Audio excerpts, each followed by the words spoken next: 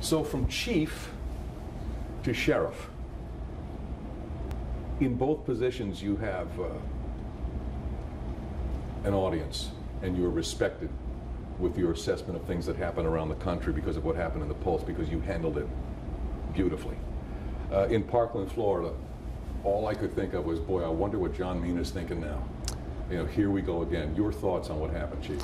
Yeah, and of course, my heart goes out to the families and the friends of all those involved in Parkland, and just what a terrible situation. I did reach out to Sheriff Scott Israel, to offer any assistance he may need. I know he was busy, but he did respond back to me and thanked me for reaching out. And I remember getting those same texts from chiefs and sheriffs from all around Florida and really the country when we had the Pulse incident. And it really is it's hard to believe that here we are, once again with another mass shooting. And from everything I've seen, it looks like law enforcement reacted quickly, and we're able to take the suspect into custody. Thank goodness. Your reaction that it happened at school, though? Yeah, it's awful. I mean, you were talking about schools where our kids are supposed to be safe. Here in the city of Orlando and Orange County, we have 2 school resource officers at every single high school, an officer assigned to every single middle school, and then officers at elementary schools as well. And beyond that, we're always very sensitive to our schools and make sure we give them a lot of extra attention in those areas.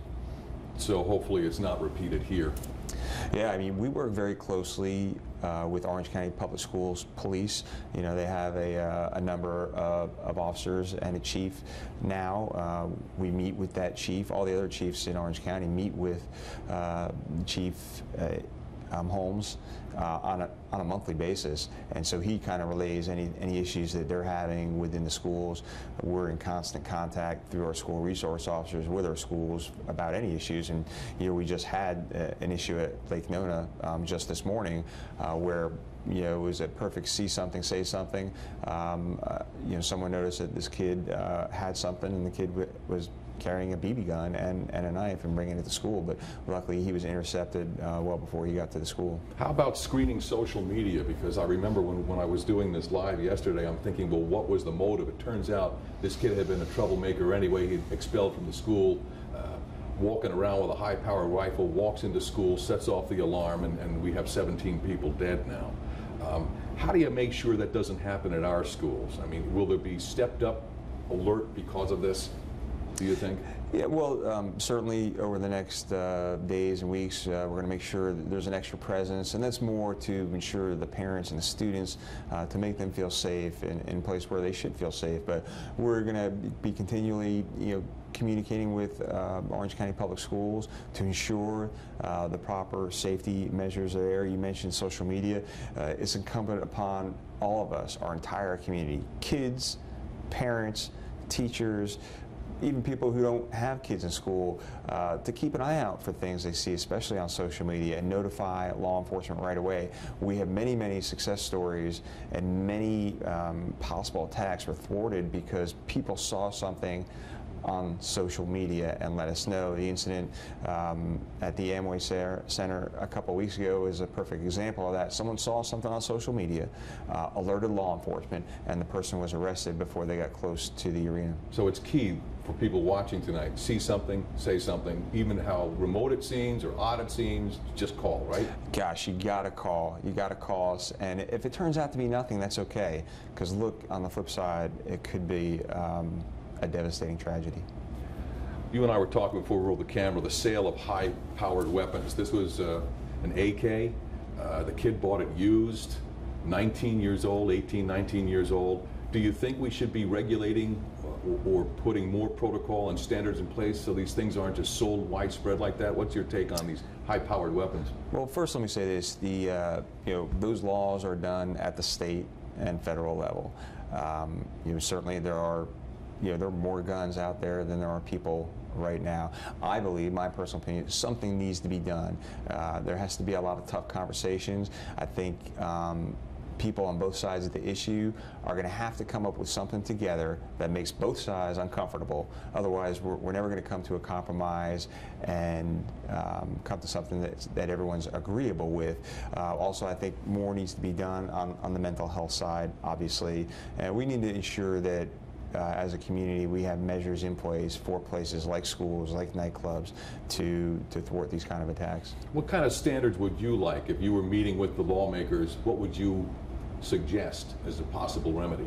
Well, like I said, those decisions are made at the state and federal level. I'm happy to be a part of that conversation and offer my knowledge and experience as a law enforcement, a police executive with over 27 years of experience and over 17 years of SWAT team experience. And I've said this many times throughout my time as chief that I believe in the universal background checks. Obviously, no one with a mental health background should be able to purchase any type of weapon. I think the gun show loophole is something that needs to be looked into. I also have thoughts on proposed legislation about silencers, and obviously against bump stocks or anything that would make our weapons automatic. So you think those should be off the table? The bump stock, the silencers? Absolutely. There are manufacturers making rounds specifically designed to penetrate body armor. I mean, why do we have that in today's society? Especially with the law enforcement officers that have been killed this year, 12 killed by gunfire, 7 in the last 8 or 10 days, all by gunfire. So it's very important to us as law enforcement. We do watch what goes on, but our legislators are the ones going to have to be solved this. We can only give them our opinions and experience, and then enforce the laws that are given to us. But from John Mina's perspective, having SWAT, being the chief, worrying about the men and women of the force, those high-powered rifles don't make sense in your opinion? Free like that? Yeah, and it's a complex issue. I think something needs to be done. I'm not exactly sure what that is, but I'm happy to have a conversation about that with our legislators and give them the good, the bad, and the ugly on all of that. Well, today's a big day for you. 4 o'clock, you're going to make it official. Let me just open up with this. Why Orange County Sheriff, and why now? Well, I've been at the Orlando Police Department for 27 years, nearing the end of my career there. But I still have a strong desire to serve, and I really do feel a responsibility to this community. This is the community that I've been here for 28 years now. I've raised my family here. I deeply care about the safety of this community, and I feel a responsibility to run for sheriff. I think this is a very important election, and I want the best person in there. I think the best person is me, and that's why I'm running. What would you do on day one? What would John Mina as sheriff do on day one? Well, there are a number of priorities that I have, and these are in no particular order, but the safety of the men and women in the Orange County Sheriff's Office is a top priority for me. They can't keep our community safe if they're not safe, so I'm going to ensure that they have the best training and equipment available to them to ensure safety for themselves and the community. Obviously, the reduction of crime and the fear of crime, and especially in some of those more challenging and vulnerable areas like Pine Hills, like Holden Heights. We have this huge opioid epidemic that's really across the nation. And I think we're going to continue that fight, really that fight against the drug dealers who are selling heroin and deadly fentanyl, while, basically trying to help those who are addicted. Many years ago, we've shifted our focus from the user to the dealer. But I will say there are things that we are doing in this region that we really can't talk about, that are really trying to work backward from the dealer, or from the user to the dealer, and try and tie them to some of these deadly overdoses. And obviously everyone knows community engagement is huge for me, and I believe that starts at the top. I've shown our officers that as busy as my schedule is, I can get out there and interact with the community, and we do many formal community engagement things, many mentoring programs, but it's a lot of times it's the informal interactions that mean so much to our residents, and especially our youth. I want the deputies to interact with our community in a way so that the residents feel comfortable approaching our law enforcement so that we can solve crime together. Why are you so passionate about this, John? I can see that in your eyes. You really want this thing. Why do you want to be sheriff? Why is it so important to you? I believe under my leadership at the Orlando Police Department, we've had success, especially with engaging with our community, and I see the reaction that we get from our community, and I want to bring that to a larger department, a larger area, all of Orange County. Like I said, I really care about this community. It's where I live. It's where I've lived for the past 28 years, where I've raised my two now grown sons, and we care about this place. So I think I can be successful in making it even safer for everyone. Is there a way to shut down the flow of these weapons that are on the street? We listened to the sound yesterday and we're going, my God, that's a semi-automatic weapon, either a handgun or a rifle. Now we know it's a rifle. And those rifles have been used in, I think, at least a dozen, or maybe it was all 18 shootings this year. I mean, that's gut-wrenching. It really is, and I think that, again, I'll go back to, it's going to take the entire community, and for them to, when they see suspicious behavior, when they see things that don't look right on social media, when they see things in their neighborhood that aren't quite right, that things that don't belong, strange cars, they need to call the police. And I tell our residents in our community all the time that the police officers, we can't possibly know everyone in your neighborhood, but I bet you could tell me who lives next to you, who lives on the other side, who lives catty corner. You could probably tell me every one of their cars that they drive. You could probably tell me which kids come to visit them, and sure. And a police officer can't possibly know that. So let's just say, in a broader sense, that you think about the 1.2 million residents of Orange County. Think about all those eyes helping out, because it's only a very small percentage of people committing the crime and carrying those crime guns. So if all of us can take an active role in crime prevention, I think that will help drive crime down and make us a more safe community. When we first spoke, you were registered as a Democrat. Now you've registered no party affiliation. Is it your sense that maybe partisan doesn't belong in this race? Well, yeah, let me start by saying that. I really don't think the sheriff should be partisan. I think it should be nonpartisan. That being said, I have been Republican, I have been Democrat, and honestly, when I got out of the Army, at 21 or 22, I registered as a Republican just because that's what all my friends were. I really wasn't into politics my entire life, and I've had both Republican views and Democratic views, and really I'm kind of a moderate, right down the middle, but a lot has changed in my life, both personally and professionally, and I would say that my views lean maybe a little bit more towards some of the local Democratic leaders, like Mayor Dyer. I've obviously worked closely with him for almost 5 years now, and Jerry Demings as well. And plus, I get the opportunity to talk and visit and communicate with many of the chiefs in the major cities around the United States, and kind of have their same views, which tend to lean more Democratic. So I did change my party affiliation from a Republican to Democrat this past September, but the deadline for filing as a Democrat had already passed, because I didn't know, and certainly a lot of people didn't know, that Demings was going to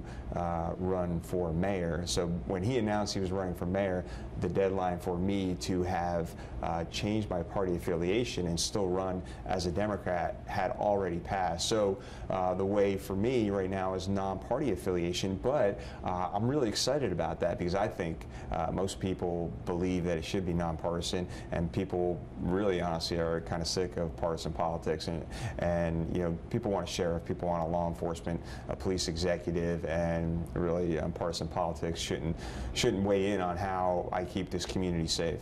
So in your view, it's not about politics, it's about keeping the community safe. You're the sheriff.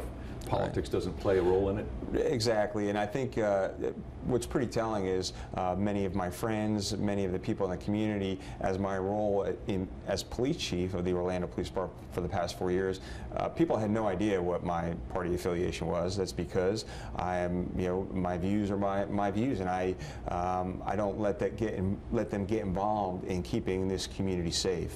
So you think this should be a nonpartisan race? I do think it should be a nonpartisan race, but I'm a little conflicted on, I think the sheriff should have autonomy from the county charter. So whatever mechanism we need to get there, and if that's even possible, that would be my preference. But yeah, I don't think a sheriff should be involved in partisan politics. What do you think is going to make the difference between you and the two other candidates to make John Mina emerge the victor?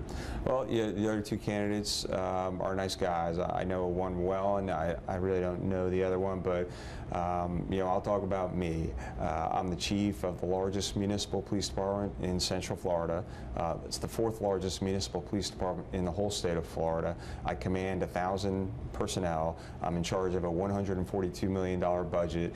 I do strategic planning. I deal with unions and arbitrations and grievances. I have strong ties within this community, throughout the community.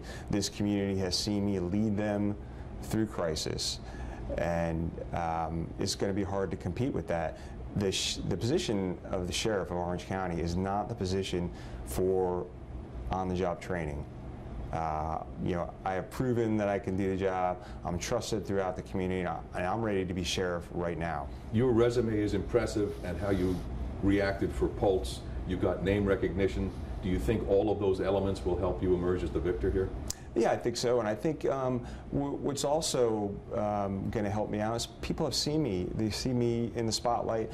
They've seen how I have not only gone through the good times, but also handled some of the challenges and struggles of being the police chief, and that's something that the other candidates don't have. So people, I think it'd also be a good continuity. I've worked very closely with Sheriff Demings and know the issues in Orange County, and I think people will see a very smooth transition from one sheriff, from Sheriff Demings to me, and I think people want that, and people don't want uncertainty. And like with me, what you see is what you get, and they've already seen me in action and know what I'm about. How long did it take you to? I know you had suggested that you were thinking about it, and then you and I emailed back and forth, and I felt like you were pretty close to making that decision you wanted in.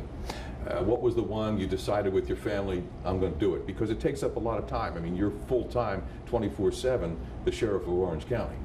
Yeah, really, and I think you know, being the chief of the Orlando Police Department has gotten me ready and my family ready. It's an extremely busy job. The Sheriff's Department will be just as busy, if not even more busy, and so definitely ready for that challenge. Open door policy? What's that now? Will you have an open door policy? Oh, absolutely. I have an open door policy at the Orlando Police Department. I have officers call me and text me and send me emails and ask to see me, and yeah, definitely. And then same with our residents. You know, when I can. You know, obviously we have 1.2 million residents. We have visitors. The sheriff's office is extremely busy, but yeah, I like to meet with a lot of people. I think let's just wrap with this: assurances to the parents watching tonight that the schools will remain safe, because we're always worried about something else happening. Right. So you know, here in Orange County, in the city of Orlando, like I said, you know, 2 school resource officers, armed police officers for every high school. There's officers in every middle school, and there's officers spread out through all of our elementary schools. And beyond that, we know that you know, people feel a little unsure, maybe a little unsafe. So they're going to see a little extra presence at our schools, working very closely with Orange County Public Schools and their police force and their team, and to ensure that everyone is safe, and not only that, everyone feels safe. Will John Mina win this fall? Yes. Why are you confident that you'll win this, John? Well, it's just based on my experience, based on the relationships I've built through the community. Like I said, I've proven already that I can do the job. I'm trusted throughout the community. I'm ready to step in right now as sheriff, and I think I'll win, yes. You really want the job, don't you? Of course I do, yes. What would you do differently? I mean, Jerry Demings has done a hell of a job, but will you step up, build on what he's done, or what's your vision for the office? I'm definitely going to build upon the positive things the sheriff Sheriff has done. I think he's made that an extremely professional agency. But I'm going to bring my own leadership style to the Orange County Sheriff's Office and bring some of the things that have made me successful in my department to the Orange County Sheriff's Office, but not taking away from their culture and their history at the Orange County Sheriff's Office. It occurs to me we probably should talk about this. What did Pulse teach you?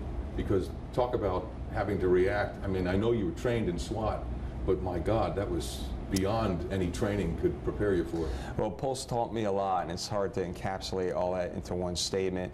But I will say that the most important thing is preparedness.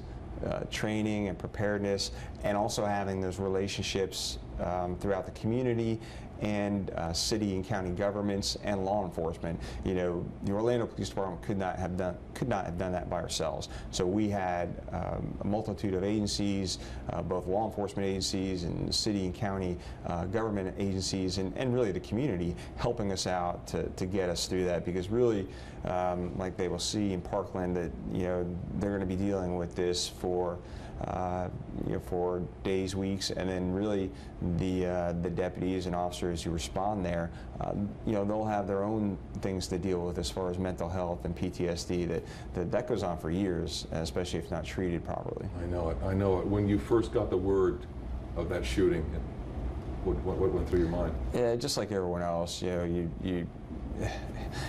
just get that uneasy feeling in the stomach, and it's just awful, because I think seeing it up close, like we have here,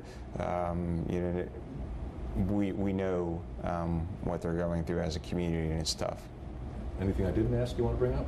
I think you got it. Your family's behind you on this? Oh, yeah. Because they know you're going to be taking the fall? Family's behind me 100%. They're all going to be there. My two sons, of course my wife, and my two brothers, and my mom will all be there. So the family's saying, John, do it. Oh, yeah. What were those conversations like? Because it is a tough job. I think when I told my mom, she said, "Oh yeah, I figured." Right. They know. I mean, and yes, it is a tough job, but being the Orlando police job is also tough. Oh, I know it is. So I think that's definitely got me ready. Like I said, I'm ready to step in right now. I don't need on-the-job training when I become sheriff.